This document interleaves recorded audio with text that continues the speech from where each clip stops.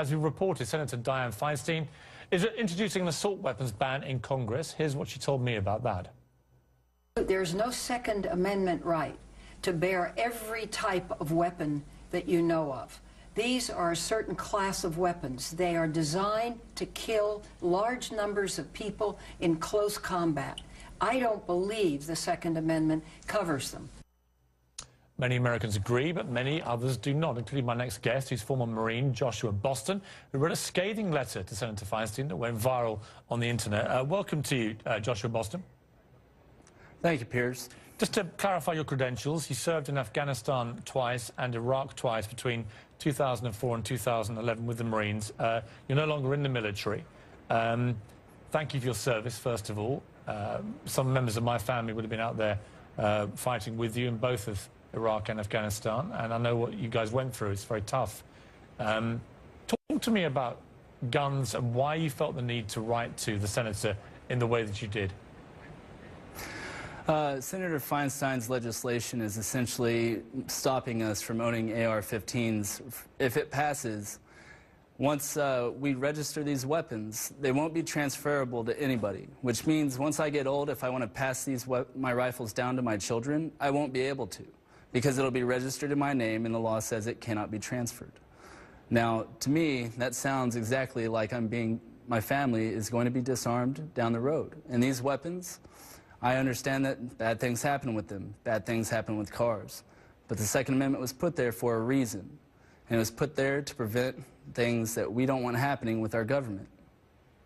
I mean, so that's why I wrote the letter. Right, but you use the analogy of the car, as many gun rights people do. You can't pass the car to your child without registration for the child, involving all the various forms you fill in for that and the various permissions you have to get. What's the difference?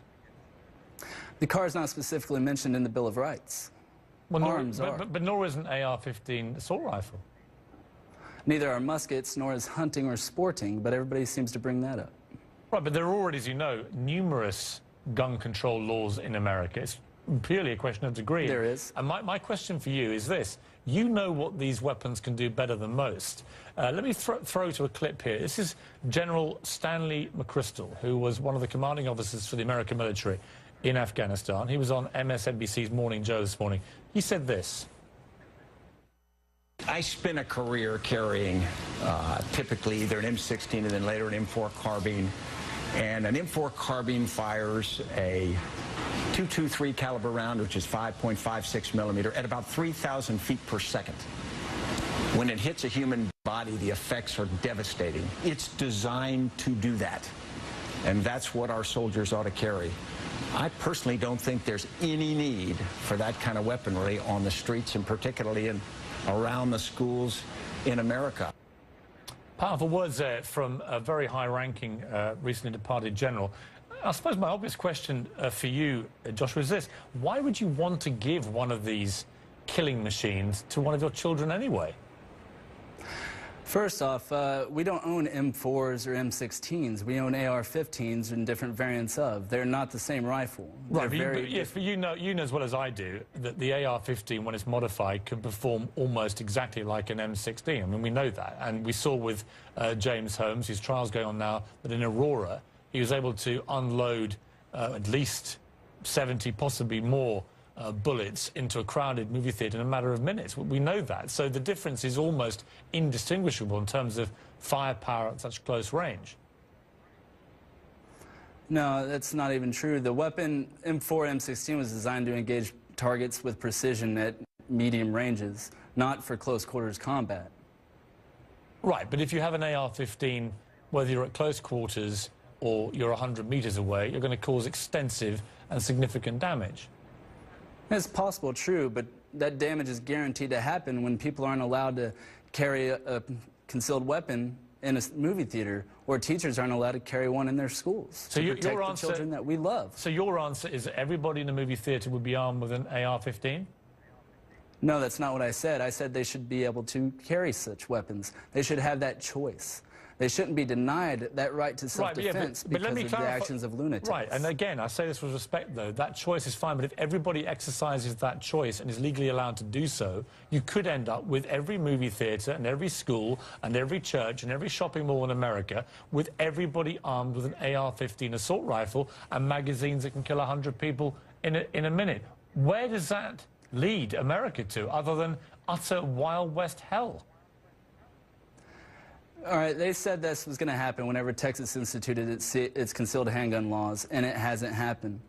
In the Clackamas Mall shooting, there was a 22-year-old carrying a concealed weapon and presented his weapon at the threat, and he held his fire, just like happened at Congresswoman Gifford's shooting. There was a CHL holder there, and he held his fire. The American people aren't as gun-happy and trigger-happy as they're being painted out to be by the media. They are smarter than that. They know when to hold their fire. They know when to fire. And we can increase the chances of success for these people that get caught in these situations, for their survival, by education. We got to stop making this a taboo subject to everyone because it's scary. We can't give up our rights because we're afraid. Right, I suppose the only thing I would say to that is that I believe the rights of a 6- or 7-year-old child to go to school without the fear of being murdered, to me, exceed and come higher than any rights to own an AR-15 assault rifle. That's my point. Well, Piers, I don't disagree with you. I don't think children should have to be going to school worried about being murdered. But we have to accept reality. No matter what laws we pass, Lord knows we have laws. And during the last assault weapons ban, it didn't stop Columbine from happening. It didn't stop the West Hollywood shootout from happening. These things happen. There are criminals in our world that we have to contend with. And disarming people and taking the AR-15s out of their homes isn't going to help. There was a lady in Georgia who shot a man 6 times. He laid down, cried, got up, and left. Now imagine if there were multiple attackers. She only had 6 bullets in her pistol.